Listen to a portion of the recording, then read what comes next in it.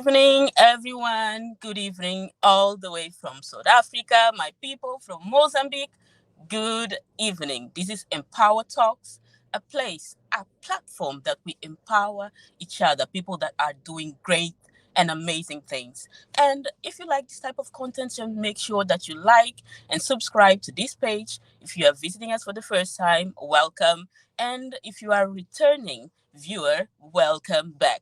My name is Emeldina Simba, all the way from Mozambique, and I am here by the invite of this amazing lady, Masego, to host today's session.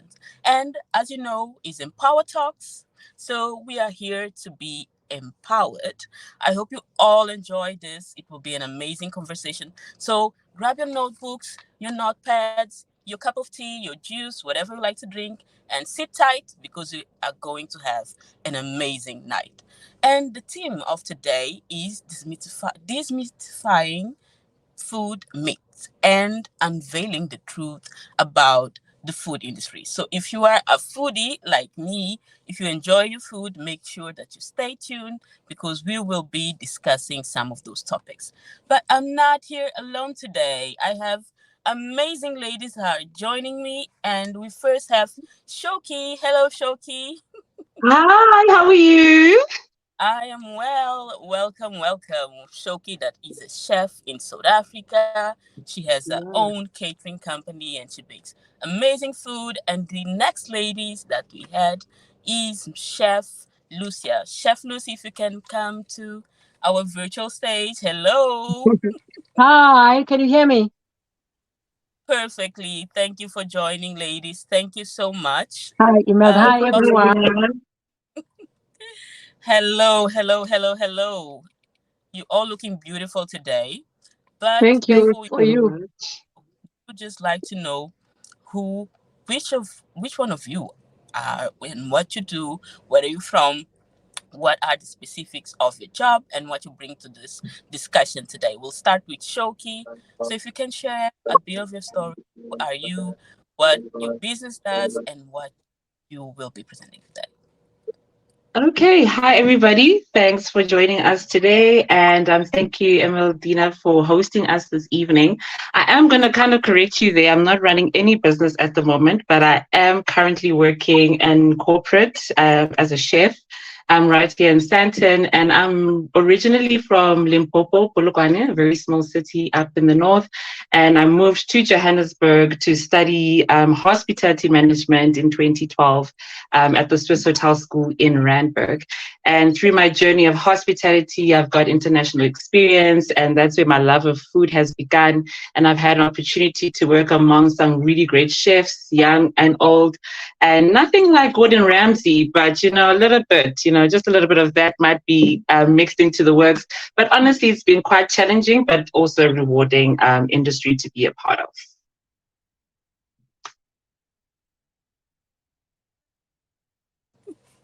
And definitely we'll stick and have a conversation because there's a lot to learn. And now, Yeah. Chef Lucy, the microphone is on your side. So much. Thanks, Shoki, for sharing. I'm glad that you are just my neighbor. You're not far from me because I'm in Midrand. So we must hook up after Lovely. this. So my name 100%, is girl. yes, you are on the same playground. Yeah. So my name is Lucia. I'm originally from Durban. I'm originally a teacher. I was originally a teacher, a school teacher teaching English and history. But food has always been my passion. But I actually not really. But while I was teaching, I would cook for teachers, cook at home, and everyone enjoyed my food. And then when I moved to Johannesburg, when I got here, I made friends through my food. People came and enjoyed my food. And then my friends were like, we must write a book. So I wrote a book. And then I became very known as a chef because I was on television doing various productions and movies. And those platforms, they helped me to push my food career. But I did not train as a chef. I'm a self-taught chef, but I've made my name through hard work. And I run cooking classes, and I do events, and I'm a private chef. I think that's enough. I and think that's and great. and Hi, and and Mozambique. Mozambique, we see you. I'm coming there to eat your prawns. Make sure that you come. We will be happy to have you here. So, ladies, thank Yeah, you I for love sharing it. your story. Today, the theme is this food in general. And I'm really sure that there are people that are watching that have business or want to be in this industry and they don't know how to start. So I'm pretty sure that your story and things that you have to share will make sure that it helps them in a way achieve that goal of starting in this industry. So I'll go back to you, Shoki. Yes. In terms of your experience, how, before we go, we do have a few games and a few interesting things that will take place within the session. But can you just share with our viewers how or where, um, I'm confused with words here, but No, don't worry. how did you become the chef that you are today, or in the industry that you are, and how someone like Emeldina who doesn't really have a background with Okay. culinary wants to enter this business and be in the same spot that Shoki is. How can I do it? Okay.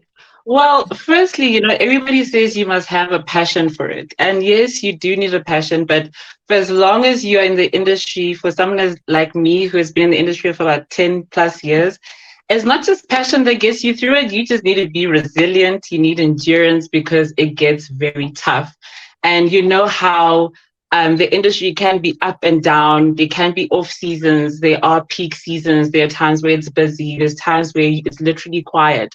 So you need to be ready for moments when you know you're not going to be doing much. But as someone who has worked in hotels and in restaurants, mainly in restaurants, if you want to become a chef, if you're interested in learning how to become a chef, I would always encourage someone to go to school for it.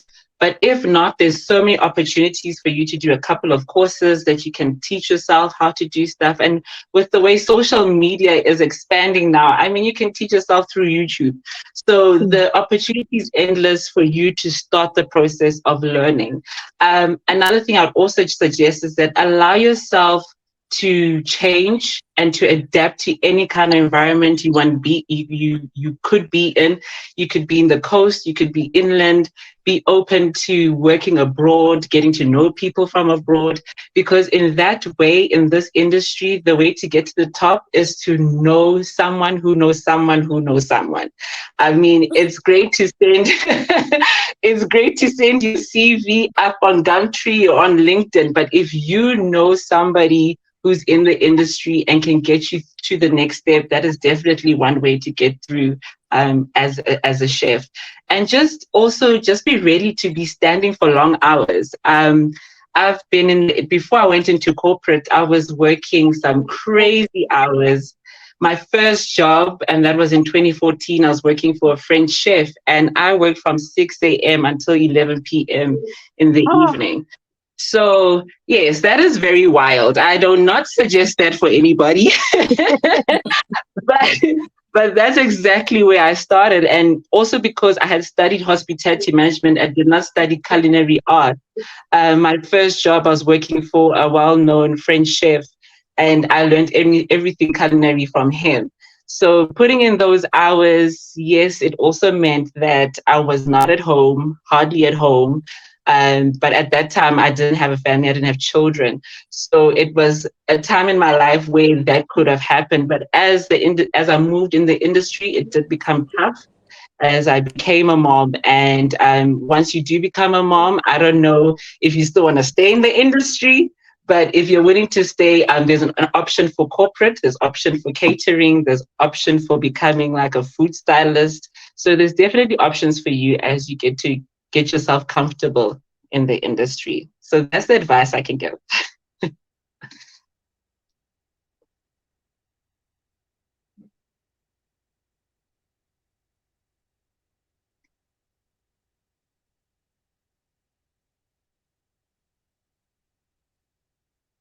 there's no audio, Uh,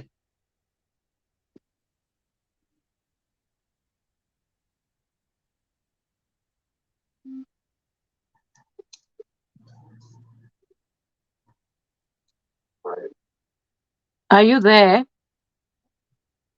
Imeldina? I think we lost her. Yeah, we did. Ish. Load shedding is a problem. I think let us pass on the same question to you, Lucia. Why is it that you chose culinary? How did you get where you are today? And also tell us more about your book. Okay. Thank you so much for this opportunity. Um, the industry actually chose me because I never thought that I would be where I am now in the culinary space.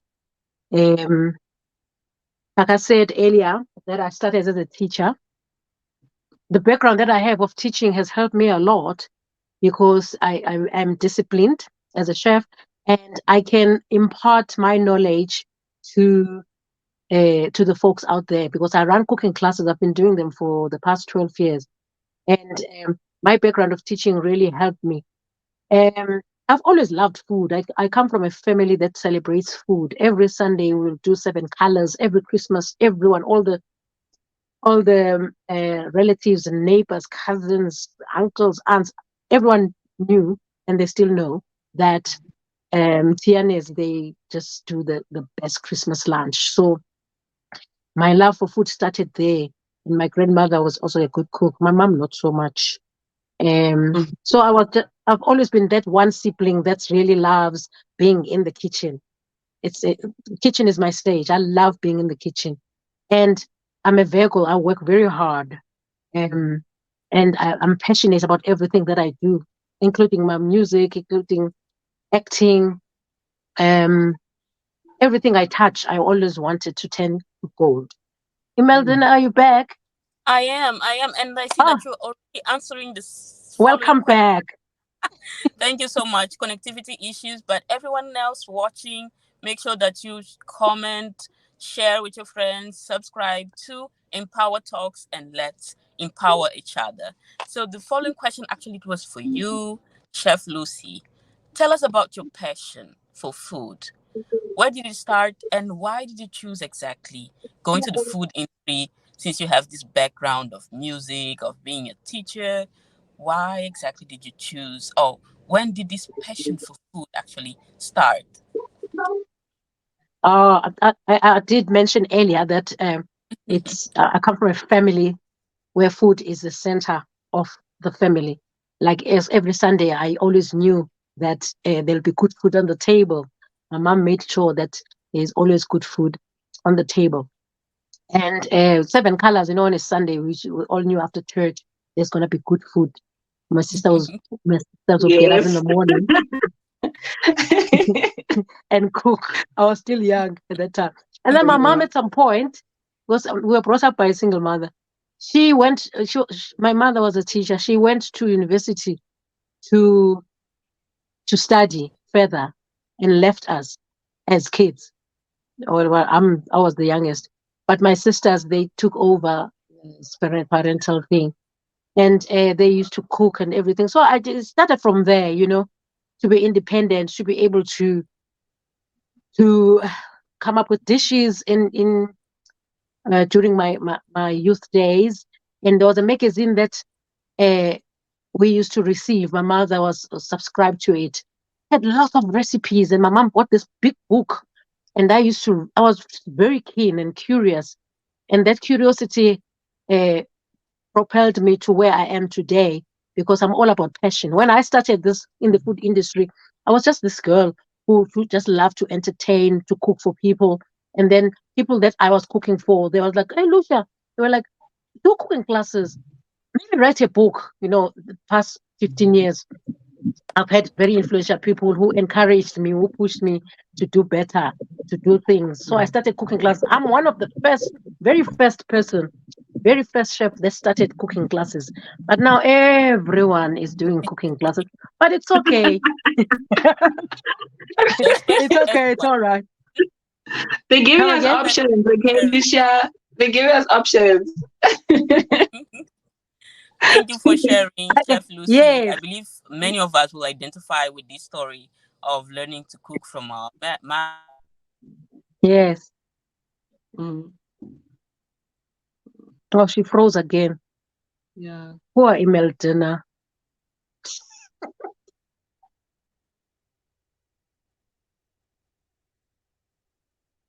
Should we continue? Maybe the coach must just intervene and. Some way, somehow, load shedding always gets the best of us. And unfortunately, this problem doesn't only exist in South Africa, but it also exists Oh, even in Mos. even in Mozambique, Yeah, in she's Yo, Dina's Zambia, very you're from us. kidding me. We're supposed to get Yeah. everywhere. electricity from them. Hmm? Yeah. So Sorry? load shedding is everywhere, absolutely everywhere. So, our great viewers, please don't forget to like and subscribe and click on the notification bell. The conversation is still carrying on, and we're still talking about demystifying all the myths that are in the industry, that are particularly in the food industry. I like to believe there's so many people that have lied about this industry. There are so many things that you hear. The first thing they say, chefs, they are fat. Do you see a fat person here? Do you see a fat person here? Look at that waist. I mean, I mean, girl, we are still in shape. Like, Shoki also looks very tiny. You yeah, know, guys, I've got no fat. Like, there's no fat happening here. Like, there's Skinny chef. nothing. I'm a skinny chef, but I eat so much. We eat right though, hey? We eat right. And I think from training for so long, the long hours and just constantly going up and down, I'm putting in my Running up steps, and guys. down. So, Yeah. yeah. and Count your who needs steps. the gym when you can be a chef? Yeah. Viewers, please don't forget again to like, subscribe, click the notification bell. So these amazing ladies are here to engage with you as well. So if you have any question, if you have anything that you would like to ask them, make sure that you click or you type on the chat box. Your question will be displayed and they will engage with you directly. As you can see, we are on a virtual platform, hey? So with a virtual platform, there's a lot of things that comes with it. And all the technical issues, they're always there. That's why Mogela has to be camera ready, even if she doesn't want to. Yeah. So imagine in this podcast on my bed with my gown. Where would I be? Where would I be? It was not going to work out.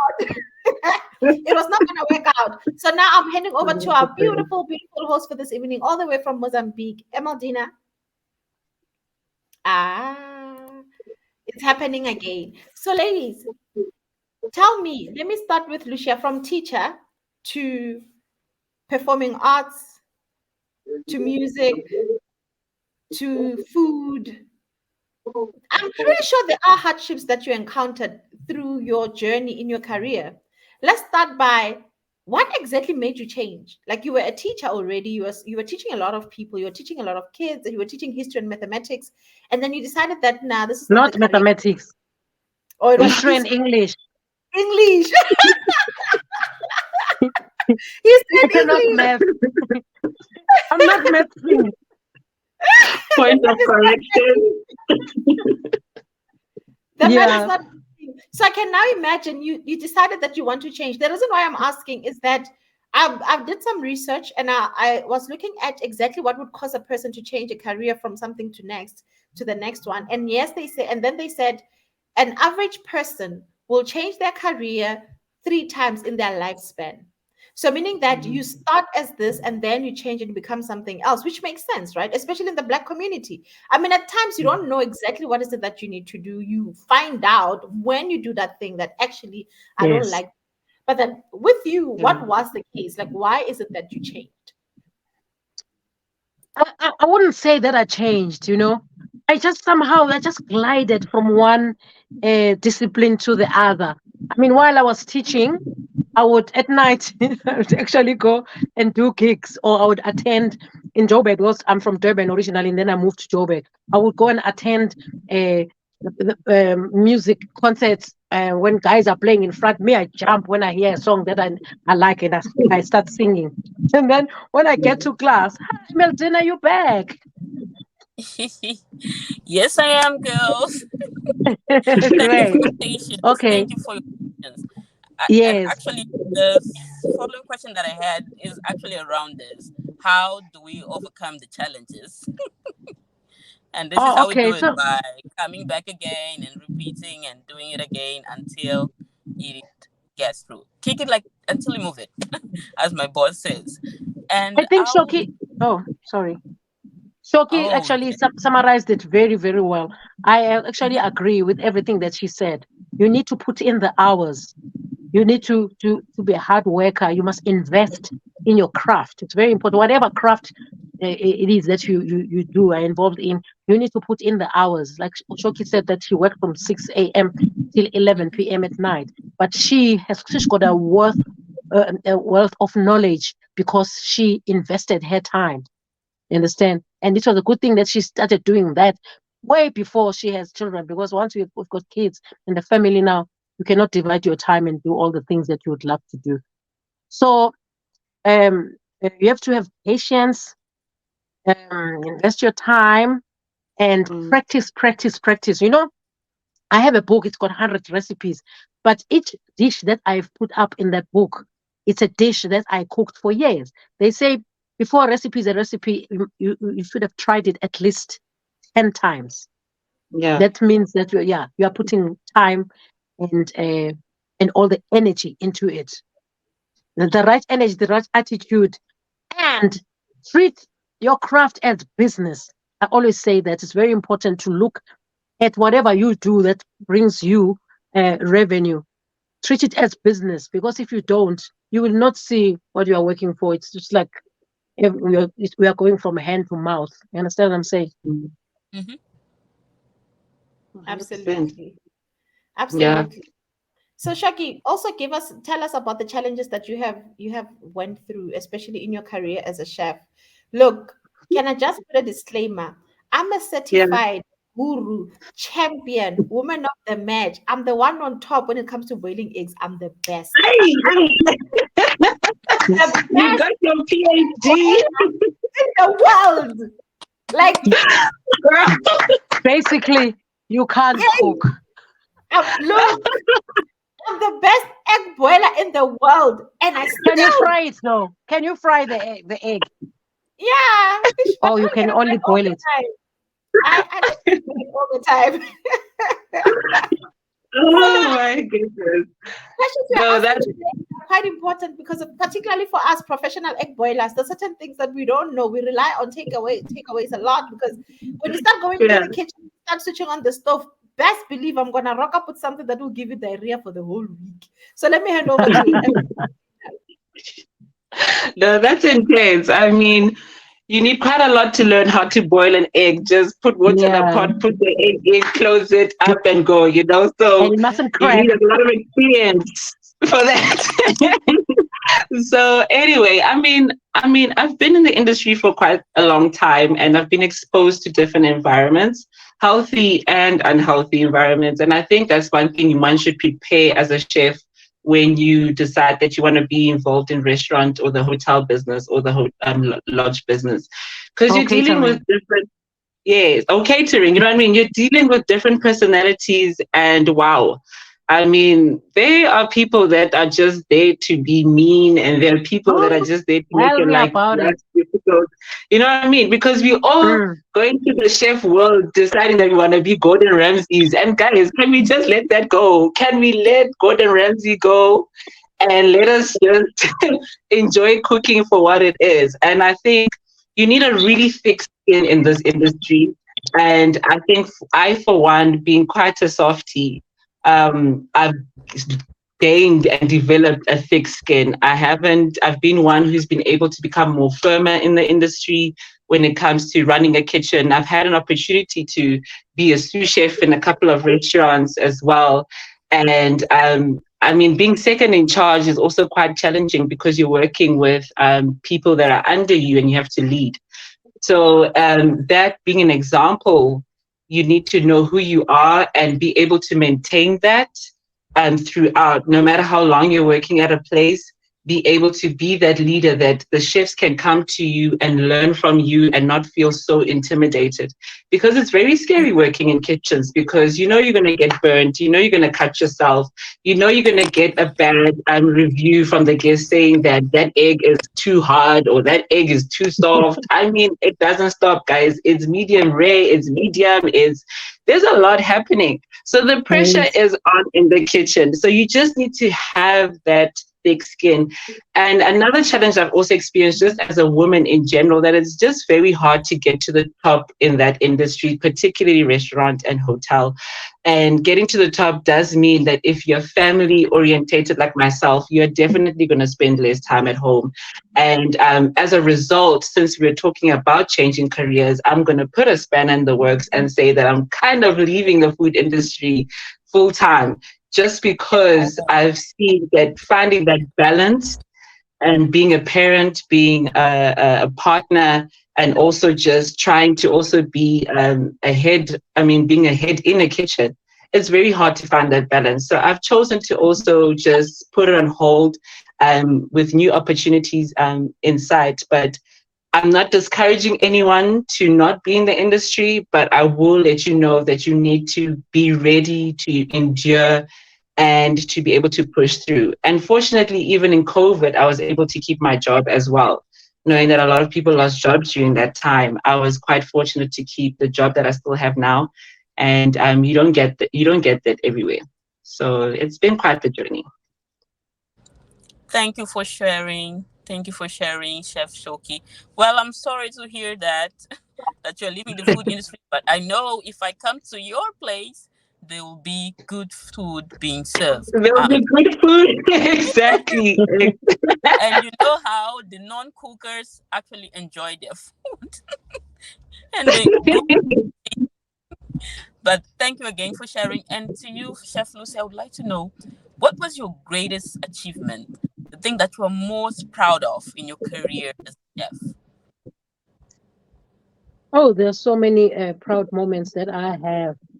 I actually never thought that I would be embraced the way I've been embraced in the industry.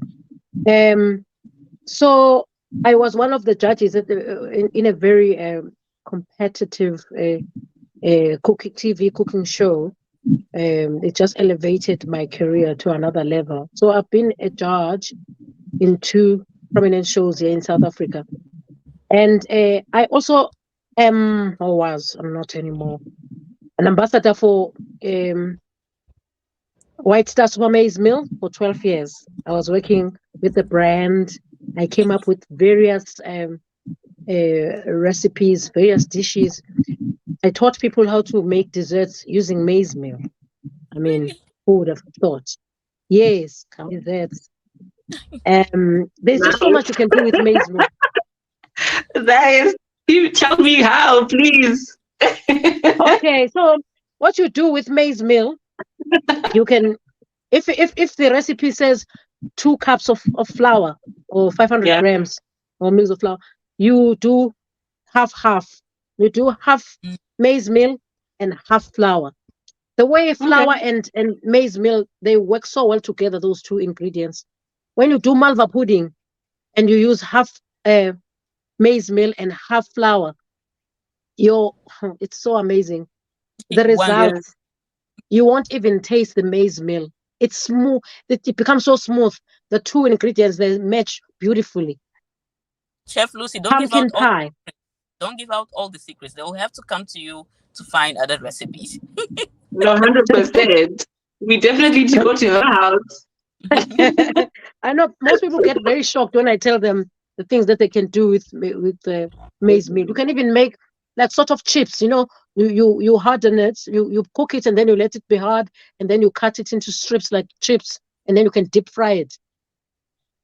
Pizza base, you can use pap for pizza base. It's just so much. I actually wrote a whole booklet on with using maize meal, but I don't even know where it is. Yeah. Okay. So can you summarize as this being your biggest achievement?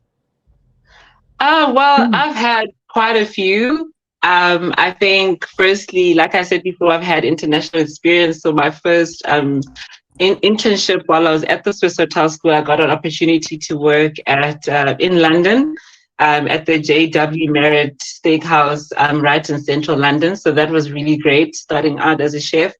And as time went on, I got the opportunity to work for Chef David Higgs. He's the owner of Marble Restaurant Groups. And that was quite an experience because I was working at Marble, the first restaurant that he had. and we were serving about 200 people lunch and dinner, so that was quite intense. And straight after that was actually working at Discovery, the health food studio at Discovery as a chef facilitator. So basically teaching people how to cook in a fun environment, dinner and lunch, as well as teaching children. So that was honestly those three are one of my three of the big achievements I've had in the industry, and something I absolutely won't forget. Thank you. Thank you for sharing, Chief Shoki. And now we are going to play a game, a one-word game. But before we do that, if you're here, if you're enjoying the content, make sure that you interact, thumbs up, share, subscribe, and hit the like and the notification button so you are notified when we release another empowered talk. So can you please just grab your notepads, your pen and paper? We are going to play a one-word game. And rent airtime. No prize. It's just for the fun of it. So you will see images on the screen, and in 10 seconds, I just want you to write the first word that comes in your mind when you see this particular food. Okay? So Masego, if you can have the first image.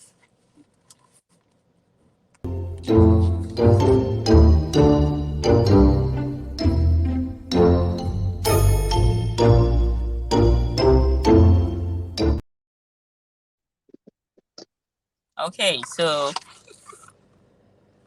what do you have?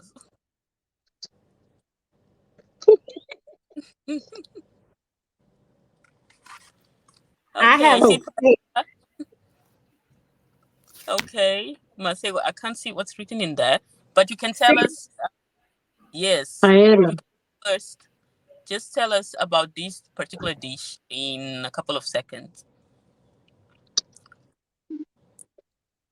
Chef Shoki, you're first.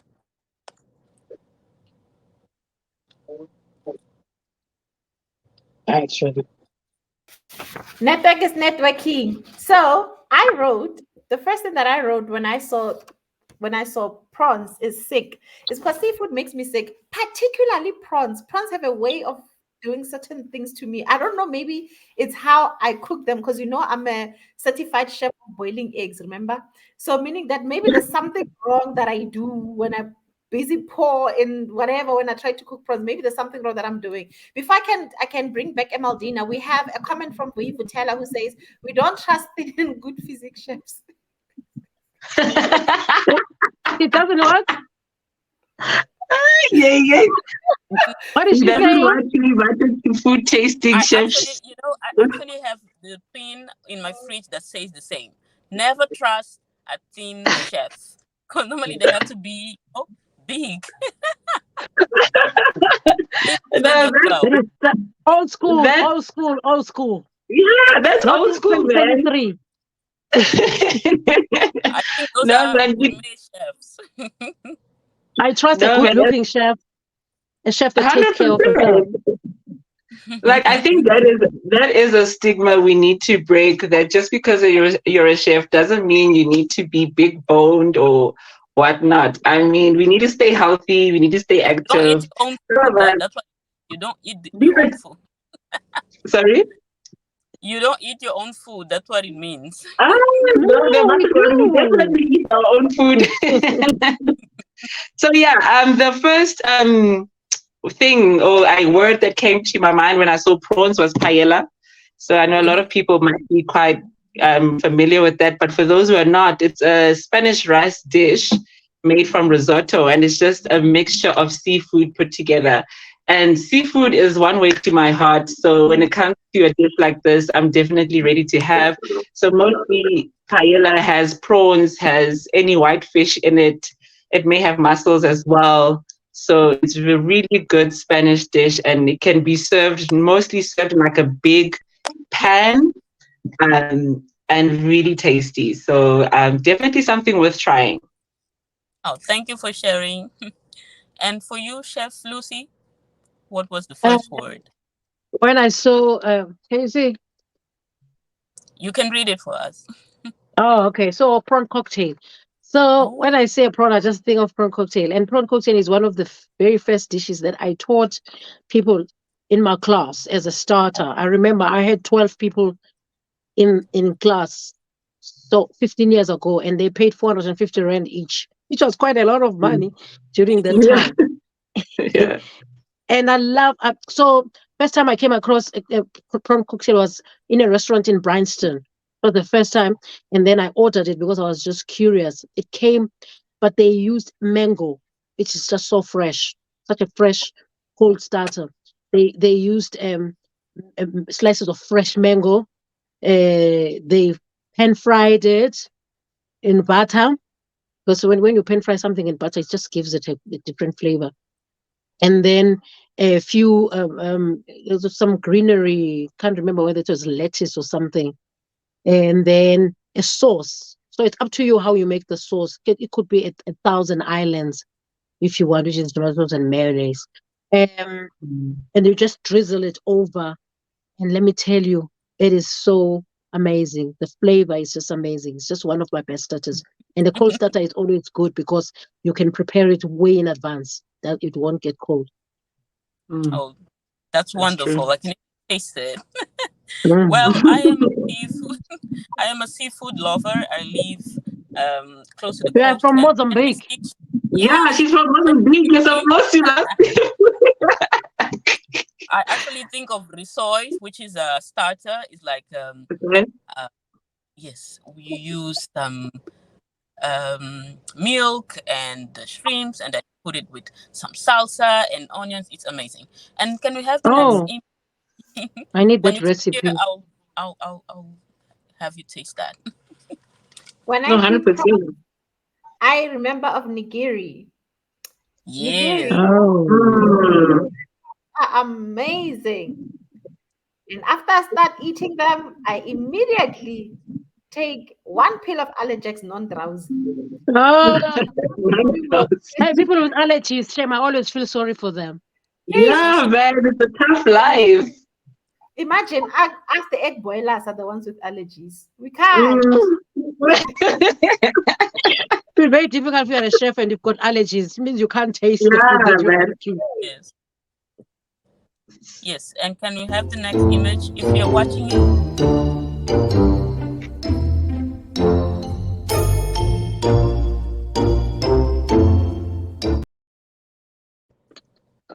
Okay. So what do we have? Chef Lucy, you first this time. Uh, What's the first? delicious. Delicious. Tell me about it because I have mixed feelings about this. I Yeah, know all most of you people do. have. Most No, people just at do. all. I don't mind it, but it's not something that I would order. But when I first tasted it, I thought, okay, I am for flavors that will shock you. I like to mix flavors. You know what I'm saying? Like, I don't know, a salad maybe, and then you throw in strawberries or you throw in blueberries.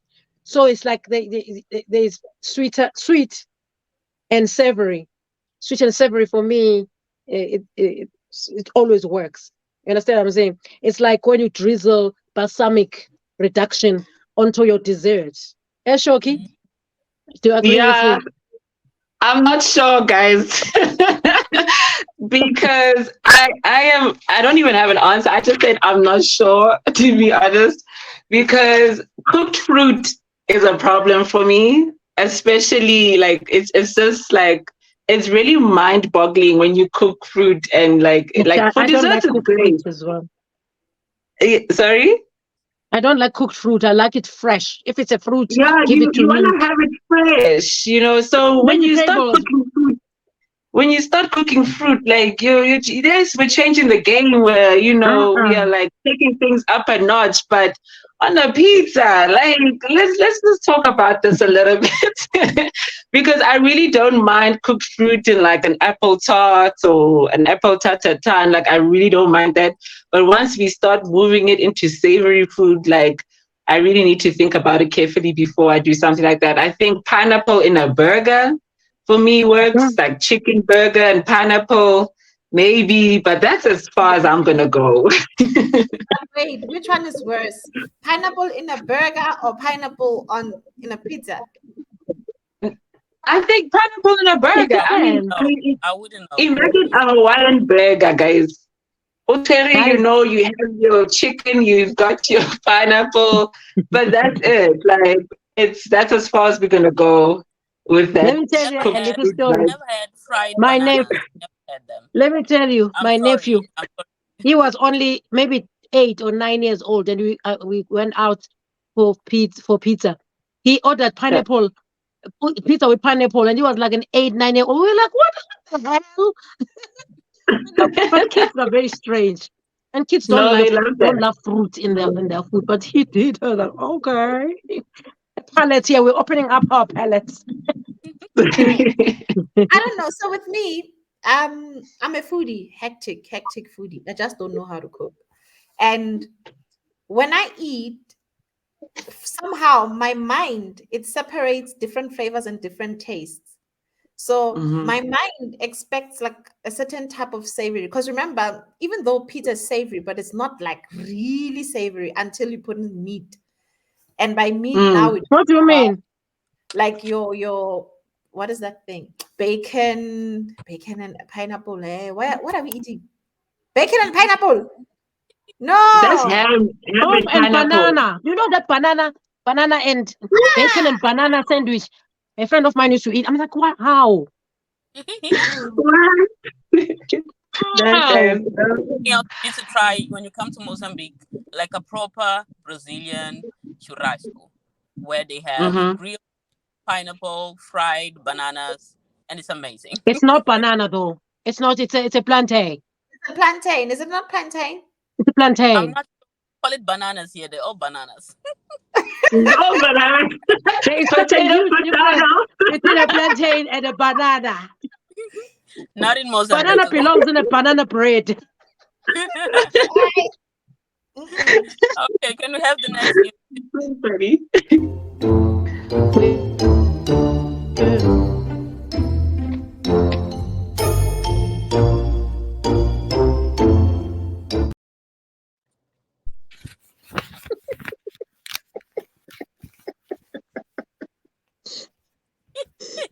You're writing. What is that? There's no image. What is the image? It's called Mubu. Nancy, tell us. So Mohodu is always like a function, right? Like we call it tribe. Nice at a family, at a function. It's nice at the funeral, though the diarrhea will deal with your inner peace. No, only you will have diarrhea.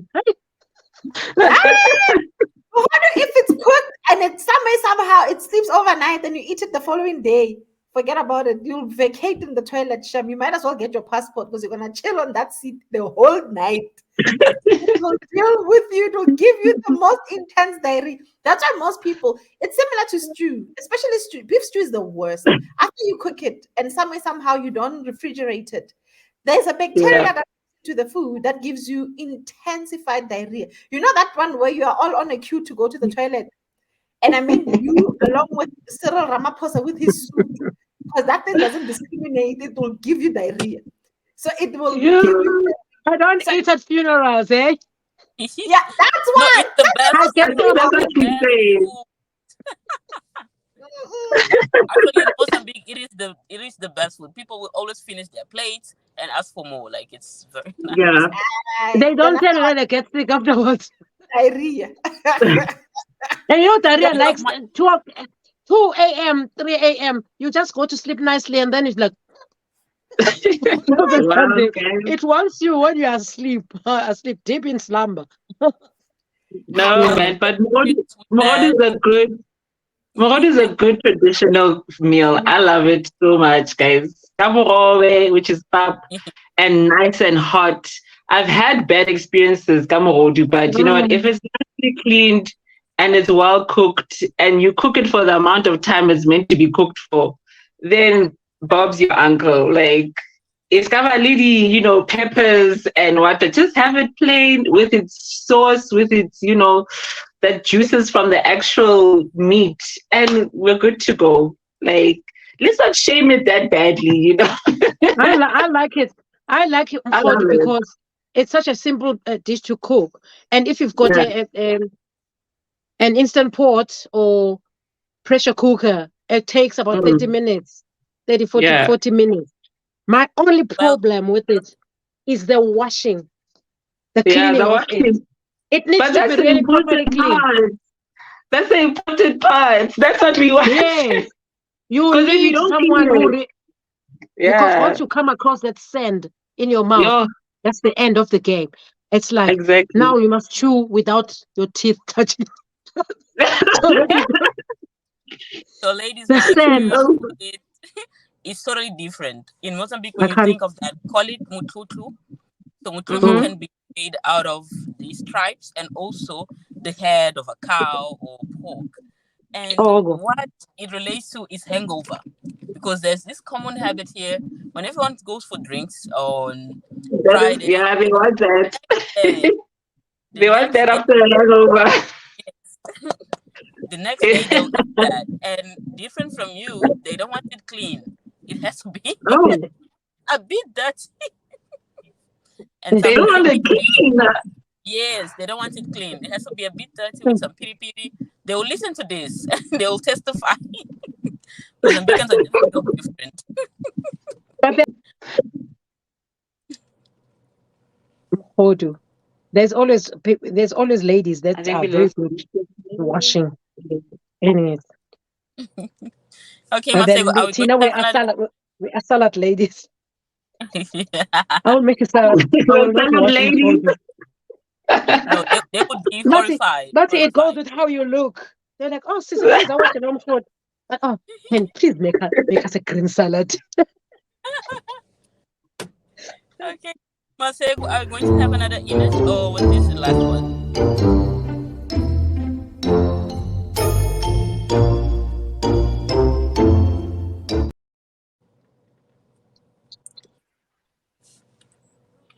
Yes, please share. I have nothing for this one. I also don't have anything. I've never cooked yam, but I know it probably makes a good side dish. Maybe. I don't know. But yeah, that's all I'm going to say about yam, guys. I've never cooked yam. What Do we even Masego? have yam in South Africa? Do we have yam in South Africa? Yes, amadumbe in Zulu.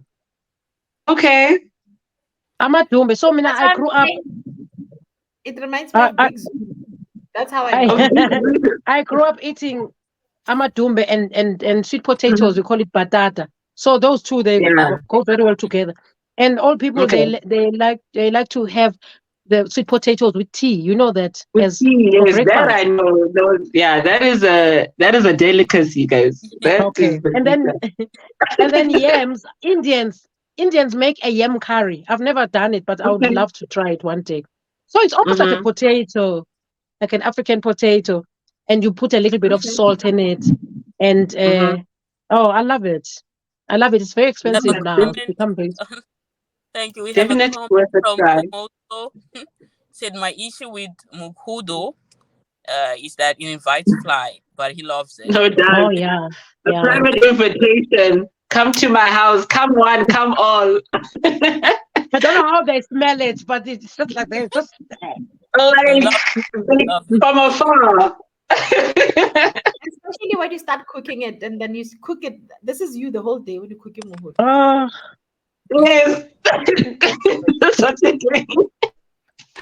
I actually prefer. How do you? I prefer to cook it myself, or I Mm. can buy it if I know that it won't have any sand and they don't put spices because it's just that kind of meat that you just eat, like Shoki was saying, just I've never had. salt. You know, I've never had Yeah. madumbe before. I've never had madumbe. I think Big Zulu. If you're watching this, Fisugba Nemad. Any Can you please make sure that you just slip in some adumbes here. I really want you can listen to me. Even the also food lovers. food lovers, they have. There's Madumbe there. I'm Yeah. going to buy it. And on our next podcast, I'll be like, I got Madumbe. If I'm you're going not to looking buy for it. them, you won't see them. So wait, it's called yam. 100%. We call it yam. Yes, And how do you cook Yeah, it? yeah. it's yams in English. How do you cook? How do you cook it? You just boil it with salt, and then Yeah, you but how peel do it. You don't eat the outside, the hairs, the how skin. does No, You don't eat the flesh, you eat the inside. the inside. Yes, it's Yeah. gray in color when it's okay? cooked. Mm. You must try I think it. it's purple, right? A bit purple. Well, in Mozambique, Purplish. they use it for I think we medicine. should organize a yam date. Can we please have a Yams are yam? so popular here. Can we have a yam date? A yam date. We'll bring yams to Mozambique. We do have, 100%. but they use more like for traditional medicine. We call it Okay. batata africana, like African Oh. potato. Oh, So we don't eat exactly with our dishes. It's more to treat some diseases. hmm. I think next time Interesting. when we have this, we're Mm. going to call somebody from Nigeria Alright. because they would know exactly how to make yam because they make it bonded yam. They bonded the yam inside the thing and they bond it like this. And they Don't make they dry it? They don't dry it. I'm not sure. I think they boil it and then they mash it and then they make swallow with it. I saw this on Nigerian movie, so please don't kill me. I saw it on a Oh, The I Nigerians thought you and saw someone cooking it Mm, at the movie. movie. Imagine. Okay, thank you so much.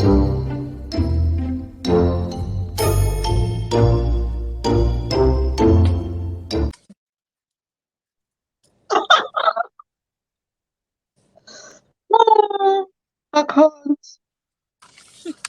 Well, I actually wrote grandma. No word for that. I actually wrote grandma. We call it matomana here. And okay, see something. And it normally stays in a tree. And I remember my grandma would catch that, Yes. fry, and then have us eat. Like, yo, I never understood. So it reminds me of my grandma. What is that, Masego? What is Basel showing us? Venda. Oh. That's the first thing that came into my mind too. That's the first. When you see Mopane worms, the first thing that comes to Venda. Venda. Limpopo, guys. The whole of Limpopo. You don't need to look for Limpopo. It's a hub. So I've in never- Botswana, they call it Sebukosa Pani, which means Mopane worms. Yeah, give my shoulder. So They they are call my it, Mopane shoulder. worms.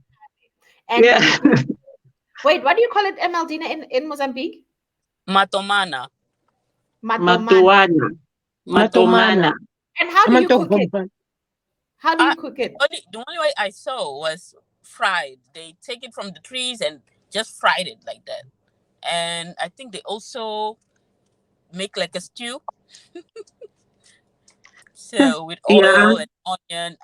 I don't know. I just don't understand. I'm not sure.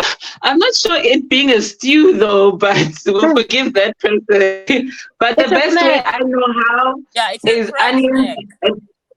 Yeah, it's a snack. But when I was young, I don't eat it much now. But when I was young, it would be cooked with onion and tomato, and you just like it's a dry like thing. Like just saute some onions with some tomatoes, add the mopane worms, but like you'd actually soak them in warm water, no?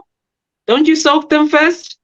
Yes. And then just to soften them a little bit or to get the dirt out. Not sure what the logic is there, but something like that needs to happen. Fried And then alive. They just fry yeah, them they can alive. be fried. But Guys, you they can be fry so them, good. boil them, grill them. I shall not Grill do that. them. I don't know. Grill. However you do that, that is one ingredient. Whenever I do talks or whatever, I always say "ning olele." Please pardon me. Anything that moves like that, I don't think I can eat. So do research. I had to do research on the benefits of mopani worms because a lot Protein. of It's people it's don't a like source it. of protein. Yes, Yeah, it's so a they source of protein. apart from protein, it's also the source of iron, calcium, and There you phosphorus. go. Really? They say it's also high in dietary fiber, and it helps with your gastritic issues because of it helps with your digestive system, which makes Mm. sense. I mean, it has to be high in fiber. And I also researched where does it come from. Apparently, it comes from. It's called mopani worms because of you normally The find That them mopani. on area the tree, comes from the Yeah, the fine. tree itself. So the tree, the mopani tree, is where you find yeah. the worm. And the worm will eat those particular leaves, and those leaves are the ones that actually have the dietary fiber that you need. So that's what they say about it. And in terms of cooking it, um, Guyana people, how are you? They love it. They love us some tomatoes. Love us some tomatoes. They put tomato on everything. So then you cut some other worms, you fry it, and then you throw some tomatoes there, and then you eat it with pap, and it looks tastes nice. Yeah. So yeah, Like and what the thing you know about it, what it's I used to do when I was young? When I was young, I would take the pap, put the mopani in between and eat it, like just squish it. So yeah, and then eat it. I mean, Mm. that was a life to live. mopani worms are That was a time to be alive. Do you very sorry? Do you guys know these things that fly? When there's been rain in my farm, in yes. I don't Yeah. know what they are called, but in Kwabus in Zulu, and uh, people used to eat them, and the kids are in my area, but I never touch them because it's just like they look like cockroaches. But people Yeah, would fry my them. into bed. Do you know what I'm talking You know? about? Yeah, I know what you're talking about. Yeah. How Like do you big eat that ants. thing? No, I have never had Yeah. that. I've had it.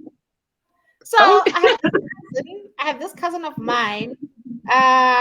So we were at home, Koharangu. At that time, the place where we lived, Kozonine, it wasn't, there were not too many houses. So it rained heavily. So there are different types of these flies that would pass by. You have the lighter ones and you have the dark black ones. So the dark black ones, we managed to catch them, we washed them. We just put a little bit of salt with oil, we fried them, we ate them, and it was nice. And we call it Nklamafura. Hello, Harangwa people. We call it Nklamafura, which means the one with oil. I don't know. With oil. It's got I don't oil, know some what fat. it is. Yeah, because it has a lot of fat and oil in it, and it's quite nice, I must say. The same thing as a grasshopper's head. So when I used to live in the Oh village yeah. in Mm. Makapanstad, we didn't used to eat the whole of the grasshopper, but just the grasshopper head. And then we'll just cut it up, and then we fry it, and we eat it. And Maldina looks so shocked. We used to eat grasshopper head. My no. No, she's my also left father me as well. speechless. My father as well. Like he tried me to get into that. I no, I couldn't. Like he took me to the place he was raised, and then they were catching the grasshoppers. I'm like, what is that? And Oh, grilled them, like straight grilled them. And I don't think he ate only the head; they ate the whole thing, and they're like huge in I the don't know how I feel about the whole thing. stories. Yeah. Yeah. We grew up in a nice way, guys. We grew up in a in a very nice way. Hang on.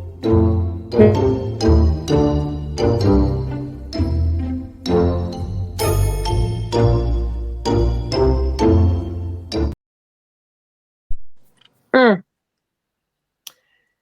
I have no. I only eat that when I'm in South Africa. Like we don't have it here.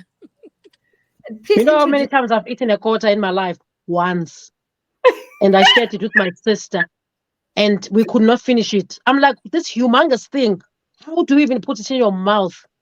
And all the Sure. things inside, all those ingredients inside, this is just like, no. I Mm-mm. passed. I was driving somewhere. I think it was in Mabopani. I'm not sure. And then I saw this young boy who was having the kota, and the kota was bigger than his own head.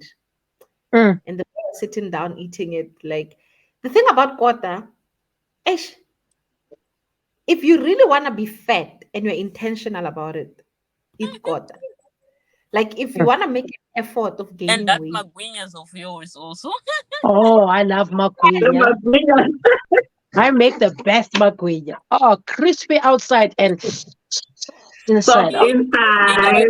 That's for breakfast. I was shocked. Like I was a guest in that house, and I asked, "Can I prepare breakfast the way I know? Like we eat eggs, bread, and stuff." And said, "No, no, no, wait." He came back with magwinas. that was your Imagine. breakfast. I don't want to lie. I'm not a fan of magwinya at all. You have I'm not not a tasted good I love magwinya. That's what your them. problem is. I. I'm not a fan of magwinya. And also, so the kota, I used to love kota back in the days because I could never finish it for the life of me. So I would only eat one half during lunch and one half during supper. And with kota, there's so many things in it. Can I correct something? People in Joburg, kota, chips are on top, not underneath, as on belief. Putting your French. Imagine this is how it's made in Joburg. They put chips The chips underneath, are put awesome. bread. It's acha, right? And then they put chips, and then on top there's eggs, paloni, and Mm. also the What the cheese. hell? You're gonna put the sauces because the sauces must be on the chips, right? So you need to find a Yes. way. Now you must. So every time when I buy kota in Johannesburg, I have to take things out and then restack it again. And I'm like, it's pointless. I might as well go to Pretoria and buy it because that's exactly where they make the nice proper kota. And also, people So, go back. Why are you toasting the bread? For why? For the why? For Why are you? aesthetics. It's for aesthetics. You know how nice yes. it looks when it's nicely toasted? Like, it's for aesthetics, guys, for presentation. You know, Okay, I think that's what we're going for. But let's it's a toast bit Muhodu. extra. Let's toast Muhodu and toast Madumbe as well. Let's toast both of them. Oh, I Uh, know. I had to come up with a recipe for a quarter for aromat this year sometime. They Nice. asked me to write to come up with a quote. I can't remember how I assembled my quote. I didn't practically do it, but I did it in my head. And I was like putting all these things because I researched it first and wanted to see how people do this whole quarter thing. You know, some people they put ribs, like this guy in Tembisa. His quarter has got like a layer of ribs. He toasts his. Sorry for you. he, he toasts. No, like, That's the only they've quarter I've ever changed had. it. I enjoyed it. It's changed a lot because they put burger patties, they put Yes. chicken. What is the Like, original a lot quarter? of things have changed. Where is Like, the it's lettuce actually like, going? What is Where the let's is just original go the lettuce back. quarter? going? Where is the Let's go lettuce back going? to where it started. You know, let's Yeah. not try And to that's what do started. anything Where is extra. the lettuce going? The lettuce. Where is the lettuce Yeah, going? lettuce play. It's With like cooked cooked chips. lettuce. With cooked chips. Yeah, it's like cooked lettuce now. It just goes like this because chips are hot. Shame it gets confused Yeah. and it just dies in the. Oh, mm-mm. No. In Cape Town We they need to call it go back something to the else. drawing board. We What need do to they go call back to it the in Cape drawing Town? board. I'm not sure. In I'll Cape Town they Google. use a roll. Oh my goodness. Oh, But, oh oh man. my God. But No, instead of man. bread, they use a big like a bread roll, and then they put things in. Even chips, already you've got starch, the bread. What are chips doing in there? Chips are Hmm? there for the vibes. That is why Is I that the cat be? for the I vibes. starch think on starch. I think if you ever struggle to fall asleep, ne, buy a Yes, quarter. sweet corn. Ah, if you're struggling from insomnia, is a So quarter. guys, in Durban, quarter people in Durban like, now they're starting to eat quarter. They're starting to prepare and to sell it. But we've got something called Bani Chow in Durban. yeah. Bani Chow is more popular in Durban than in quarter. Bani Chow, I love it. Mm. I can eat it every day, Yeah, bunny chow is especially if nice. it's lamb, Nobody lamb tells curry. amazing. Do you Oh, have bunny right chow in now I just Mozambique? want it. Hmm? Right now, it's just You know what a bunny chow is? It's like a quarter of bread stuffed with curry. Take Depends take the thingy curry. out and make it So hollow. it's like it's either mutton curry, bean curry, Beef, vegetable curry, or vegetables, chicken yes. curry. Could be either or, but it's nice. mm. I think we have our own version of that. It's just bread with leftover curry. We just You just eat. Bread is leftover. we like that a lot.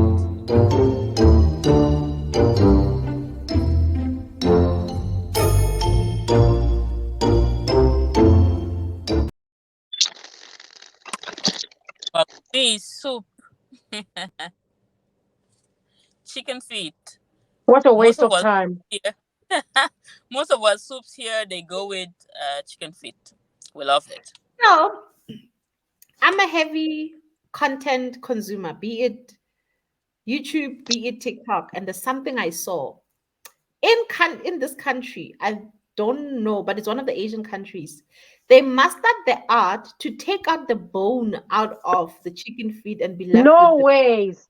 No way. I'm telling you, they What mastered is the art. left of it? And I literally, so I wish I could have saved it and played it for you. So they managed to, I don't know whether they boiled, froze, or what did they do, but then they did something and then they cut it open, they took out the bone, and then they start spicing and seasoning the chicken feet. And in my mind, I'm like, what's the chicken feet without the bones, honestly? They're Yes. deep. They're Yeah, deboning them. They debone the chicken feet, Debone imagine. chicken feet. But people enjoy chewing the bones, don't they? Yes. Yes, We it's were, nice. The juice is there. The juice from the soup is there. yes. Hefty. Yes, the last time I I had once shared. chicken feet, I once shared a room. We were doing a show with this girl, some casino, and then I went and I came back with chicken feet. She said, "Oh, it looks like baby hands." Look like She was like, baby. "I'll never eat this." I was like, "You are missing out, girl." No, he is They're nice missing as a out. snack. No, it's a good snack. And they go taxi rank, they serve them, they put them on the price stand, spice it I up a don't little know. bit. No, but Preston, don't they get like dry because there's no meat anyway? it's But is actually it No, nice they when do it's get dry? dry, nicer. but it's a good drinking snack, I think. Oh. For those that buy them, a good And you know what? drinking It's snack to accessible. have It's cheap with. as well. It's cheap. It's accessible It's for people. cheap, yeah, It's very cheap. 100%. I mean, it But can be one a person must be canapé. 20. Hmm? Two. Sorry? One person can have 20 or 30 before they can be full. Yeah, Yeah. yeah. Hey, but by then it would be enough. Hey, They're very rich. It's got Oh, a lot of collagen as well. It's good yeah. for your bones. Really? I'm buying chicken feet. Yeah, You chicken buy feet has got chicken meat? collagen. Yeah, it does have collagen, yeah. Mm. Okay, we have one, okay. two, almost two, three more to go. Okay.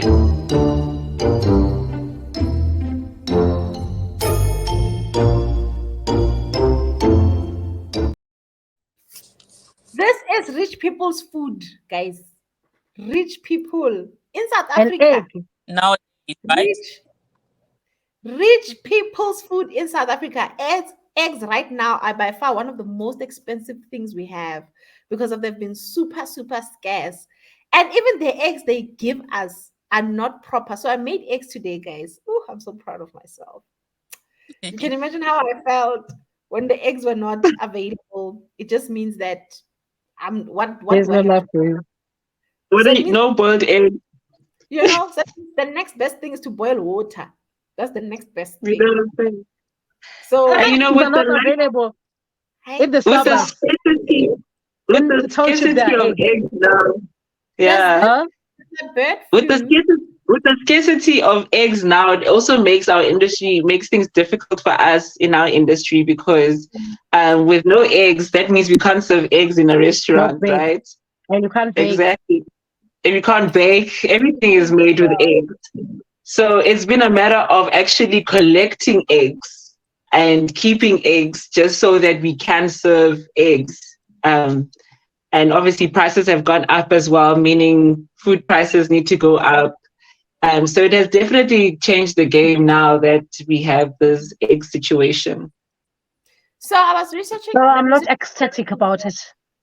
Yeah. No, 100% I was researching about why is it that we are having a shortage of eggs. And one of the things we picked up was that it's because of there's a bird flu and they don't Yeah. want this flu to Mm. come into humans, right? And also they don't want it to spread far and wide than it already did. So the scarcity at the moment of eggs because of that. But then I was like, if there's no eggs, then why do we have a lot of chicken? Because they work together, right? What comes first, a chicken or an Exactly. egg? Chicken or an Of egg. an egg. To the mother as well. How? Oh, something. So now, Eggs are becoming expensive. yes, your eggs were so Mm. scarce. Like I was even calling my friends, like, do you have eggs? I just want to Diamond, like a diamond. I'll share my like, personal experience. I used to bake. I stopped. Okay, I'm not a great cooker, but I used to bake. I learned and do some. I'll send some pictures for you ladies. yes. And I decided to stop because it was taking a lot of my time, and I have my corporate work. So I decided to open a shop, and I sell bakery items. And recently, we've been also affected with the shortage of eggs because some of our eggs are Mm. imported from Africa. Although I was a bit skeptical because we do have a lot of like a lot of everyone, almost everyone here has this chicken business, and they have eggs also. So everyone sells eggs, Yeah. but still, most of our eggs were coming from South Africa, and all of our Mm. ladies that bake here, they use eggs. Like eggs is what they use the most, and without these, Mm. the cakes are becoming more expensive. Yeah. And then it cascades to other items because if you have to pay more for the eggs, you have to pay more, ask for money for this, for that, and it's yeah. Thank you for sharing, Masibo. I didn't know it was because of the bird flu. I was like, Yeah. this happening in South Africa. Even our eggs Yeah. on our side, since it's scarce. They are very expensive. The ones that they create in their own yards, which before they were like Mm. in a very low price, and now they are like. Accessible. So But that's my they personal. said that okay, so I had eggs today. I fried Mhm. them. Mm, Mm. proud girl. It eggs three ways. I fried Three. eggs today, and but the quality of the eggs is not the same. So Mm. remember, they had to discard most of the eggs that we had previously, and then we had to get Mm. new eggs. So now the quality of the eggs we have now is not the same. So right now, I'm not so I'm questioning the quality that they give us, but I don't I am and I understand because we are slowly and surely coming back into eating eggs again. So I can see them, they're stocking them again. So which means more chickens are making more eggs. So they're no longer killing the chickens, no longer throwing away the eggs to try and curb it. But they said it's highly unlikely that humans will contract the bird flu. It's only when you eat the egg raw that's when you can contract the bird flu.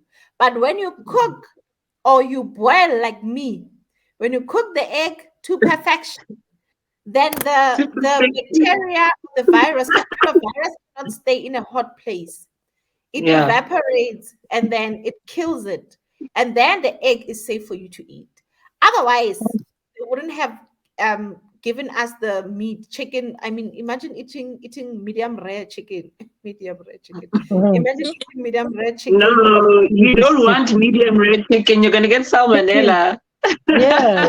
Right? You don't serve chicken medium rare. Chicken, it Yes, must be cooked to the bone. it has to be Yeah, cooked. So that's why needs they to be said cooked. that it was safe. So the myths that were going around is that if you eat the eggs or if you eat the chicken, you'll get the bird flu. But that's not true because these two things, in order for you to consume them, you need to cook them properly. So those that like the yolk, Mm. runny, and all of that, you can't eat like eggs like that right now at the We present like moment. it like that. Yes.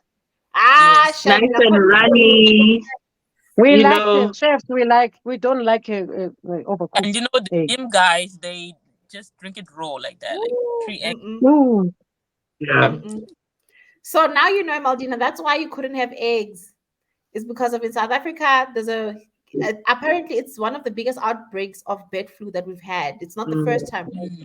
It's one of the It's biggest one. hindering the industry. Yes, and Yeah. then here's this one.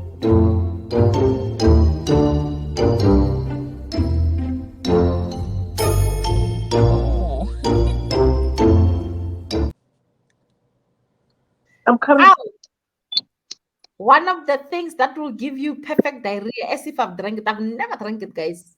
I've never drank it in my life. I don't know how it tastes like. I don't know how it tastes like, and I also don't know what to use it for. Let's start there.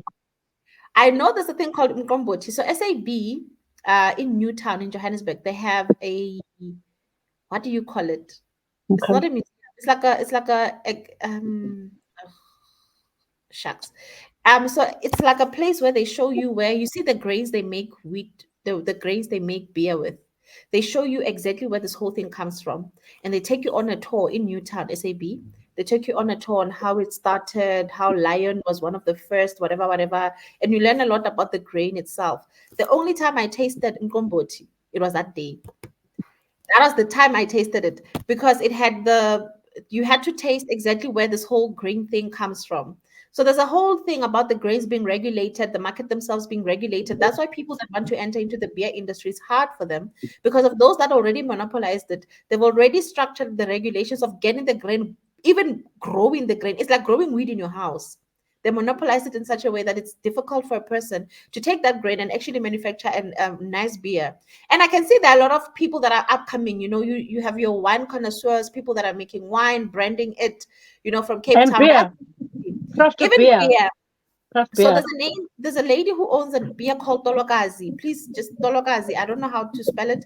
So Tolokazi is one of it's like that beer has different variety of flavors. So when I was at Bread Box, they had a beer and pairing food, and then you pour the Tolokazi beer in the types of food that you cook, like even chicken, and the food tastes nice. And I remember I even had, for the first time ever in my life, I had a dessert made with umkomboti. That one for me, it changed my whole life and narrative in existence, because I had no idea that could exist. That was the best dessert I've ever had, ever.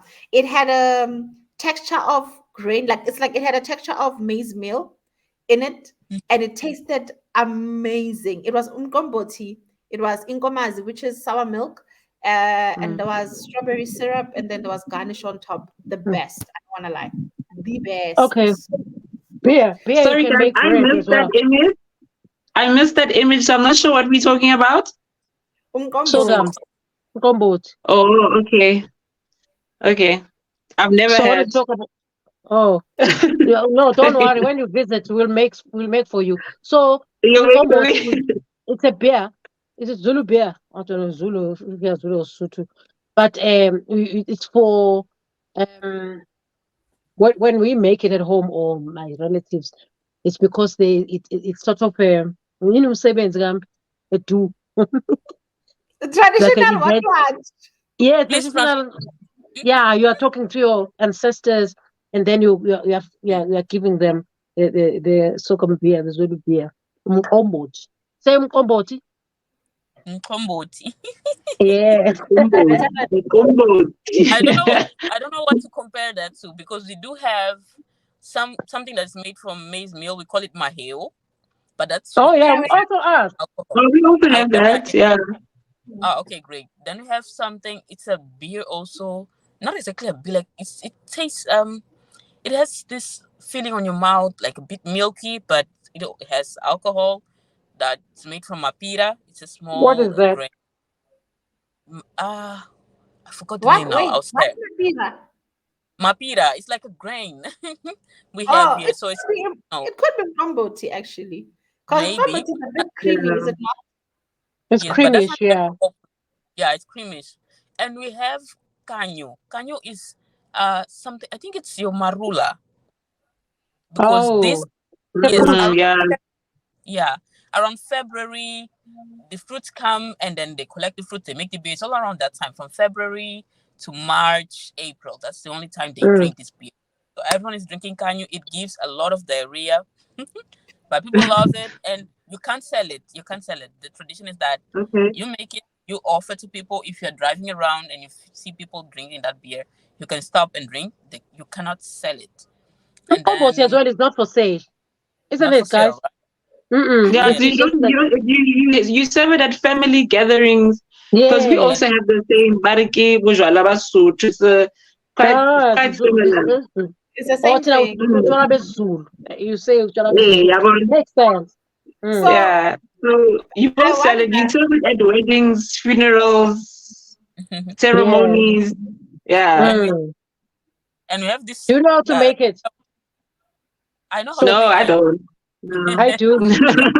Yes, call it I ukanyo. do know how to make it. Yo, great. The last one we call it three tres palavrinhas, which are 3 words. The person was so lazy that it calls it ton ton ton, like the drips. What? So basically Tom, that's that. Tom, 3 words, Tom, ton ton ton. You know Tong, when tong, the tong. process. So Sounds it's Japanese, sounds oil Chinese. and thing. Tom. Tong, So it's tong, oh, tong. ton. Yes. What Oh, is that's that? that. Like it's like I wouldn't say like a whiskey, but like a vodka brand, like Gavin. traditional style. No, I Yeah, know it. I know it. It's not a very allowed. strong You one. can actually get arrested, isn't it? What is that? What? Gavin. In case that, and they used to make Gavin in the bushes. It's a long Yeah, it's like process. It's very small. scientific. Yeah, like they have this big pot, and then they boil for days, And the and then they top steam. that with yes, and steam, and goes with drops like droplets. It's Gavin. Ton. But it will I make your This lips is very red. interesting to know. The alcohol percentage is very Like high, black like people, very very high. they've been making alcohol. They don't go to bottle store, to liquor store. No, no, no. Can I just say black people are creative, hey? Very. Remember during 100%. lockdown? You remember Africans the are lockdown? They had the pineapple um, concoction. Because there's no Yeah. alcohol for really sale. killed a lot of people. Wait, so how do we make combos? I'm interested. I don't know if I'll make it in my life, but how do we make it? No, you can make it now. There's a mixture. There's a mixture you buy now. And you just add water. Seriously? What is Yes, that's it. Yes. Okay. Don't LG, worry like, about doing the whole thing. And then you just put it there and it fermentates. It ferments. it ferments? Yeah. Then there's a I had no mix. idea. Umgomo. Konje ithi leya mix. Ilento lethengwayo yelo. Yokwenza utshwala besiZulu. Lo kufakwa ebhodweni bekhoneni. Umthombo. Umthombo. There's umthombo that's pre. It's I think they have already mixed and dried everything, all the ingredients that you normally would have to add. So it's like a premix. Just like when you Wow. buy a premix, I will a live baking in a thing. world where there's a premix from Gomboti. I'm impressed. There is, yeah. 3 weeks. Okay. Amadlozi, I don't know whether the No. ancestors they like that one. I wonder. Only the guys that drink. Shortcut. Okay, let's get the last one.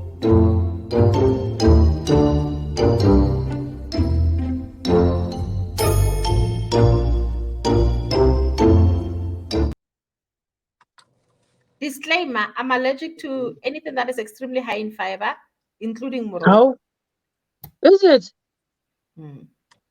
You are allergic to life. When I see moroho, I see toilet residents. Well, I think you have a problem. I'm allergic to a lot of things, but spinach is Yeah. spinach is like top of the list. Top of the list. That one, if I eat it and I'm at a function, I'm dressed in white, forget about it. So It's what like about things. what about what is in the picture there? It's not actually spinach, but it's a herb. We call it imbuya, and it will just spring out of the soil, especially if it's been raining, and then you pick it. You know, baby spinach. Baby spinach. Yeah. The leaves look like that, but they are smaller. But you have to have a And big it's quite bunch for you to bitter. be able to come again. Is it not bitter as well? It is a bit bitter. The one in the No, picture. Masita says it. No, it's not. It's not bitter, but It's it's not very okay. nice. I don't Okay, see so it that's here in the same Joburg. one. Which one are you talking Is that about? the Is one? it bitter? Survive. I don't know if you would No, survive in Mozambique. like for us, honestly, a spinach barinki muro wale root. So it's quite it gets planted out and then you dry it up. and then you cook it. Oh, So you I make it in yeah, balls. Okay. yeah. What is it called? So moroho wa leroto. Oh, what is it? I wouldn't So it's a point type at of it spinach. if I knew like I wouldn't point that that's moroho wa lerot. I wouldn't. I don't know how it Yeah, actually I'm looks. saying even in the image, I wouldn't know exactly which spinach that one is, but yeah. All of them So, spinach. so I was spin, saying that spinners. that Matego wouldn't survive in Mozambique because I don't know if you know, but Mozambicans they eat a lot of greens and Mm. they more into that rather than meat. Like our traditional food is more like greenish, and we eat almost any herb. So mainly some of them you mix with coconut oil, with coconut milk, and peanuts. But then there are those that you do like that, like just a bit of garlic and onion and tomato and salt and caldo beni. I don't know if you know it. And most What of is them, that? some of them are just like that. We don't grow them; they just come up close to the toilets and whatever. We have our kakana. We have our what is that? Nteke. We have I forgot. Majadele. Those are something similar to that. Then we have our mboa, our uh, kovi, and nyangana. Like it's a lot. It's a lot of Are herbs. So those I types think of they've been like trying. are they types They've of been spinaches trying. or rojos or types of greens? Herbs. Are they just herbs or what? Herbs. Yeah, just herbs. For Mm. instance, the leaves for what do you call watermelon? The leaves of bean Oh, I leaves. see. You eat the Uh, leaves of watermelon. Yeah. Even yes, we do. pumpkin. Pumpkin Pumpkin, also. I know pumpkin. Yeah. Yeah, and cassava. Your cassava, we eat the leaves. We eat. You can I ask you something about cassava? Isn't cassava dangerous and toxic? Doesn't it have like poisonous or toxic For substance you, unless maybe. properly? Just the kale of it, but we eat Yeah, the cassava. It's mandioca. We eat it with everything, and then we eat the leaves, but we boil them like a lot, a and it's lot, yeah. one of the traditional dishes called matapa. Because I was That's researching what about cassava actually, and I saw that particularly in some West Africa, there's a lot of Sweet. people that died from eating cassava when it's not properly cooked. Because remember, they make swallow. Really? Yes, Mm. they make Okay. swallow with it. They make swallow with it the same as they would with yam. So in most cases, most people died because of it was not properly cooked. So there's some fruits. It's like saying a green potato is dangerous. It is actually dangerous, a green potato. So there's some Mm. specific fruits that if they are not properly ripened or properly cooked, then they become Yeah, toxic. And they cassava is one yeah. of them. Cassava is one of Okay. them.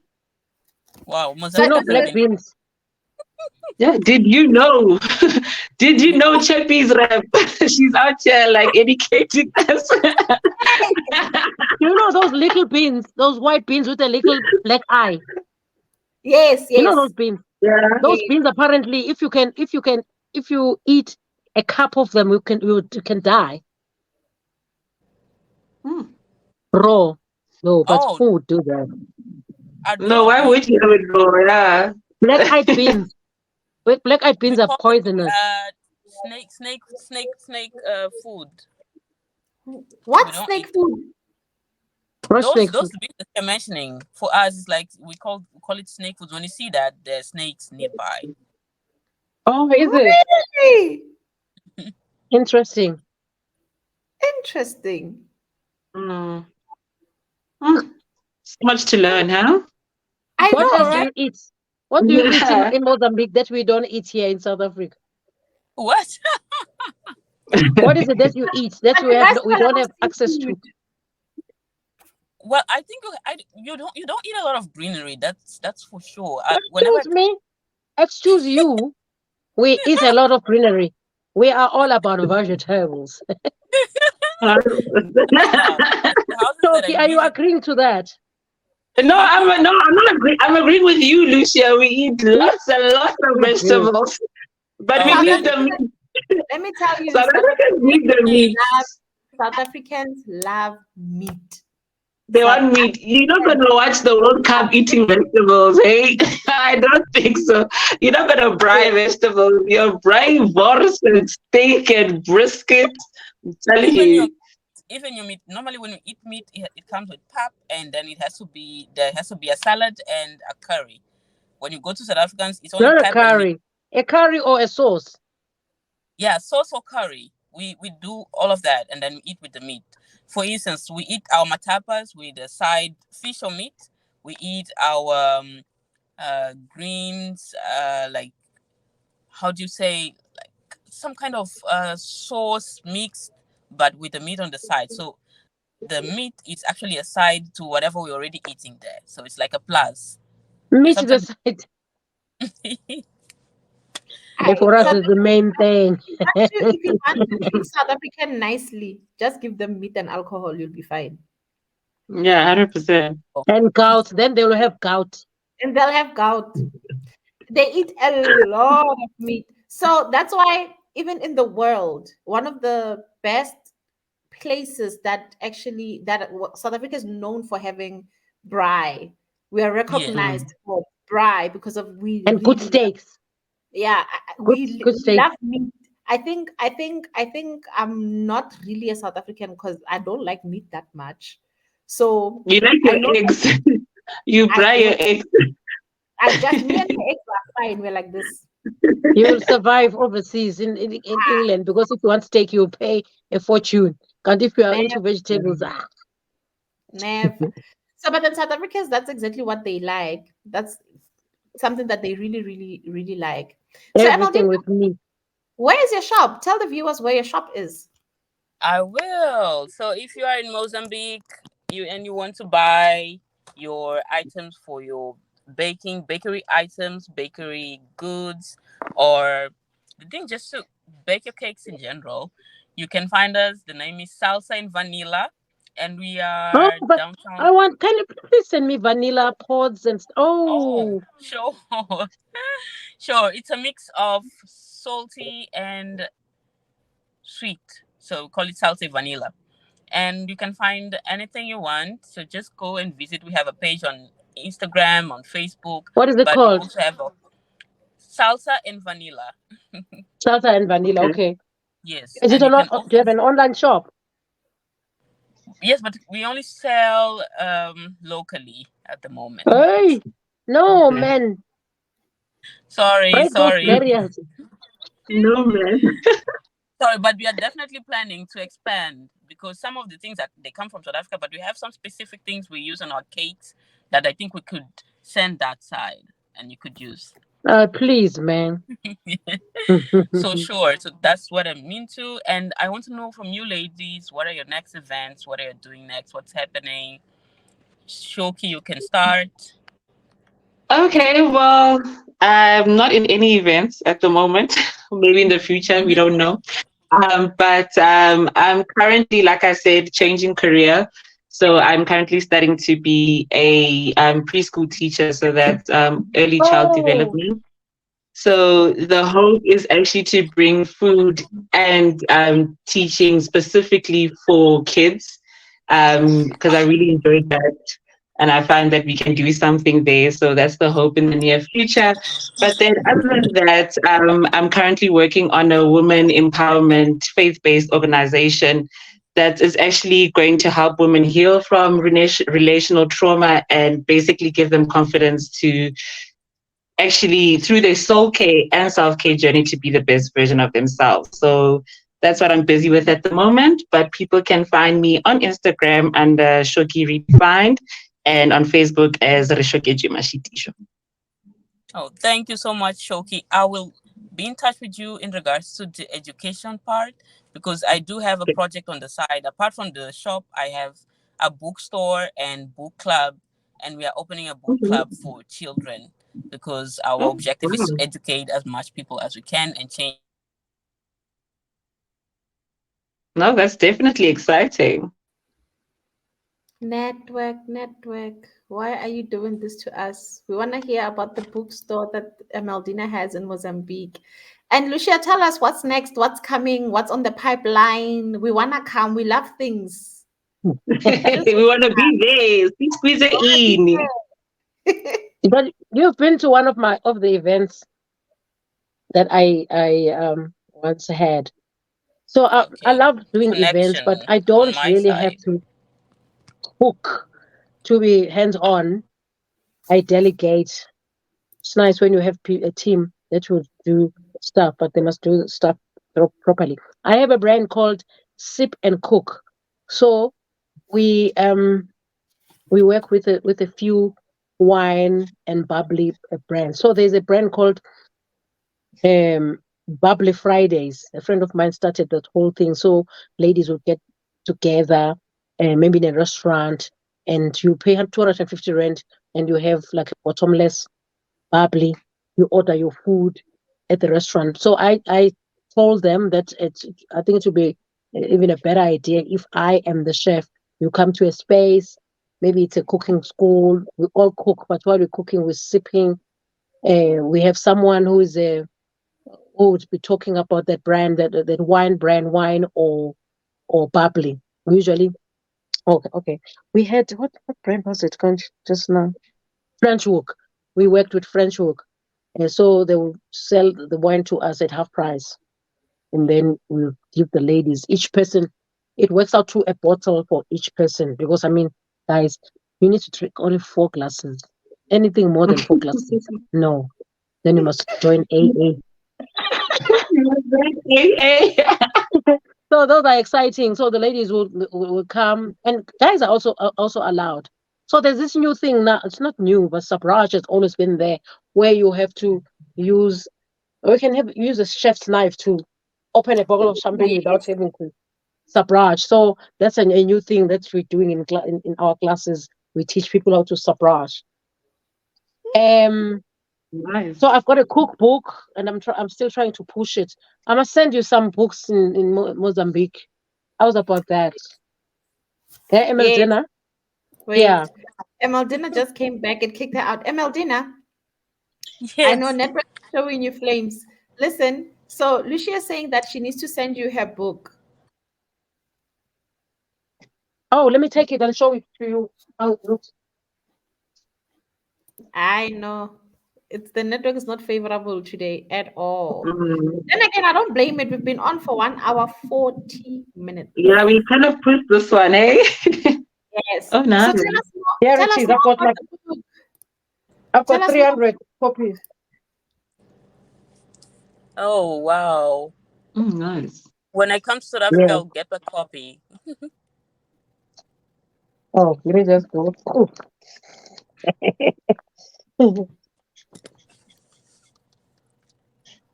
So, Oh, I love the illustrations. I love the images. Nice, Lucia. yeah, I had a very good team working on it in Cape Mm. Town. Mm-hmm. Oh, well So done. it's my pride and joy. Oh, that's So beautiful. I would have cooking classes, and then you pay, let's just say 950 rand, and you get a book with Okay, the nice. class, and we cook from the book. So we're like, today we are cooking. We are doing tomato sauce, and then you open the book, and I've got all the ingredients. I'll buy all the ingredients for the class, and then we cook together, and they look at the. Oh, they usually don't even follow the instructions. You know, when people come to class, It's you because see you're find someone doing something. You're excited. like, why are you doing that? Because it's not in the recipe. Oh, Yeah, you thought it's because wrong. they're excited. I'm doing in class if you're going to do your own thing. So yeah, I'm coming to Mozambique. I'll come and do a cooking class there. It'd be nice, eh? So do you also do cooking class for team buildings as well? Yes. Yes, actually that's one thing that I'm looking forward to doing next year rather than doing for public, because at least if you're doing Mm. corporate, it's solid. You just say, okay, I'm doing this for so many people and it costs this much. And then that's it, instead of advertising. I actually have stopped doing cooking classes because it's so much work. Yeah, It's a lot of No, work. it is. it is. It Were you is. doing them Mm. alone? Are you doing them alone, or do you have a team of people? I have I usually have people that would help me. Yeah. Okay. Because I don't do big classes. Let me like 10, 15, 20 at the Okay. most. It's manageable. It is manageable, but you do need assistance. So I always have my friends would help me because I won't pay them. They'll get the drink for free. I was about to say I've got experience in teaching people how to cook, so I don't know, girl, but Let's do it. You know what? I'm very big when it comes to collaborations, Shoki. I believe that when we do things together, yeah, it could be stronger. But this that's culinary very true. industry has become more competitive than Yeah, people than working anything. together. So I have actually stopped reaching out, and you know, I've done so much for this industry. People that I've put through, I once got this guy a job to cook for this family for the whole year. Very rich guy that was looking. He wanted me to cook for him. I said I won't be available because I also do shoots. So I got this person. I won't mention names because I'm sure you know him. This guy was living his dream, eh? As a chef, you got all these ingredients, best ingredients ever. You're cooking for this family the whole year. And that guy got married in Cape Town, flew people into Cape Town. He also flew him. Oh, I see him holding a glass of champagne there in Cape Town. I'm like, oh, never to call me and say, Lucia, thank you for hooking me up. Not a bottle of Yeah, wine to say thank you. he just left. I think also one of the things that I wanted to talk about is the power of collaboration, especially with the cooking industry. I believe in collaboration. Collaboration builds up a brand so much, especially when you're starting up or even when you're Yeah. still in your career, you're expanding. There are so many factors that affect our businesses, and some of them, one of them is the change in the taste of the customers, the change in the types of food. Like back in the days, we used to eat this. Now we are going more into superfoods. So there are so many things that people cannot Mm. collaborate on. So viewers, please don't forget to like and subscribe and click on the notification bell. We do have a lot of guests. We do have beautiful guests that are here with us today. We have Shoki and Lucia. Petunia has been trying to connect the entire session and she couldn't. And now she is here. In fact, let me put it like this. She's been in the room, but she couldn't connect, even though she has Oh man. Load studio shedding. connect. And Emaldina she was driving back from work. She had to stop at the garage so that she can meet this and become the host for this evening. So it's such an amazing thing. Lucia also, it's her time to rest. It's all of our time to rest. She was like, no, I'm going to sit here for 1 minute, 1 hour, 44 minutes, and we're going to talk about food so much on this platform that I love. So thank you so much for tuning in. Thank you so much for taking the time to listening to us. And thank you to everyone that engaged with us on the chat box. Yes, the video will be available quite soon where you will be watching exactly what we were discussing, what we were talking about, Mopani worms, there's so many terminologies for them. And we will have another podcast again, especially speaking in the food industry, because there's a lot that we need to demystify about the food industry. But one of the things that I've already highlighted is having collaboration amongst people that are peers. The first problem with collaboration is that some people think that when you collaborate with them, they want to compete with you. Some come with ill intentions. Mm. The thing about collaboration is a Oh two-way man. partnership. So because it's a partnership, it means you both benefit the most. But you go there with the Mm. intention of outshining the one who got you in. That's why some people Oh, close on you. They close those on you, and I won't lie, you deserve it. Because you cannot go there with a pure heart and a pure mind that I'm going to Mm. learn something while I work with this person. The minute you're in a Yeah. partnership, both of you are you are the same team. The brand it's both of you. There's no seven people. It's both of you. There's no I'll outshine this one. It's both of you. So the reason why collaboration cannot exist, particularly in the food industry, is because of that. Someone wants to outshine the other one. You want to it's be the best. competition. Why are people competing? Exactly. Exactly. Similarly to YouTube, the worst place to compete at is on YouTube because you Is share it? views. There's only limited people in the world, and you share those limited people. If you want to Mm. succeed in reaching this limited people, you need to collaborate with other people. That's the only way. We want No, to that's know about true. the content. Bring somebody else who will bring in their content. So similarly with the food Yes. industry, I specialize in boiling eggs. call somebody who specializes in seafood and somebody else who specializes in traditional food. All of us, we are chefs alike. Let me share a story with you.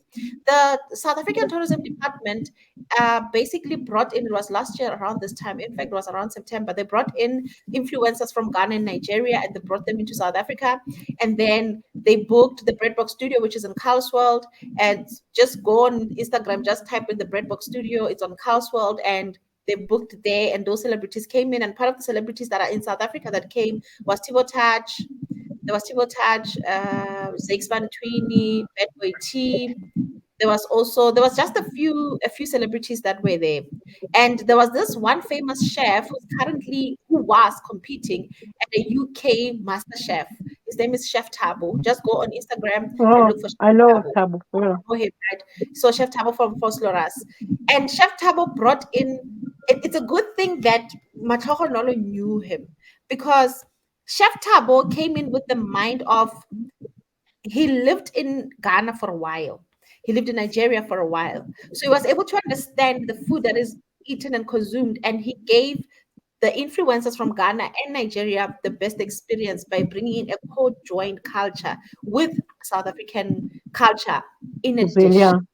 And I remember the funny chef was there as well. And I have it recorded on my phone. And I'll never forget when the funny chef said to Tabo that, you know what, in the chef industry, especially celebrity chef or influencer chef industry, we don't say this often, but I'd like to appreciate you for actually preparing the best cuisine ever. From a chef to a chef, it shows you there's no competition, there's collaboration. She acknowledged him on a public platform in front of everyone that you did an amazing job. Somebody else would have kept quiet, somebody else would have Ah, gone to the back door and Yeah. gossip. And And gossip. somebody else would have done that. But then I remember the funny chef gave Chef Tabo accolades, which was quite amazing, I must say. So, ladies, any parting words for our viewers? We had fun. It was such a relaxed, fun podcast. I really enjoyed having you here, ladies. I really, really No, did. it's thank you. been It was such a lovely. pleasure to be a part of this. It's been exciting. It's been fun. Nice to meet women, new encounters, new people to network with as well and collaborate with. So I think it was such a great opportunity as well. And my leaving words would just be a motto I've lived by like my whole life is just strive for the best because hard work leads to success. And that is something I'm just going to close the show with. But I wish any person who wants to be in the chef industry to just still go for it and have the endurance, have the perseverance, have the resilience to be able to be what you want to be in this career. Thank you very much, Shaki. Lucia, any parting words? You must just follow your heart, in this life. We are here for everyone has a purpose. Find your purpose. Turn your purpose into business. Turn your passion into business. If you do what you love, you never have to work a day in your life. So you just feel like you're on holiday actually, because you are enjoying what is bringing revenue into your life. Understand? There's nothing more than that brings me more joy than doing what I love. Find passion. Find something that you love. Like Shoki is changing careers now. It's it's not because she does not uh, want to be in the culinary space anymore, but she's got another passion that she would like to water.